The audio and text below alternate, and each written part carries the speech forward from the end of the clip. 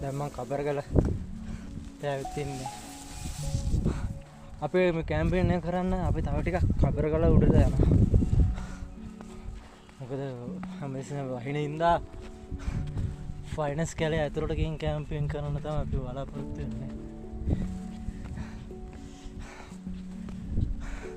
මහන්සියි තමයි. ඒත් ඒකෙන් හම්බෙන සැනසීම තමයි මට ගොඩක් වටින්නේ.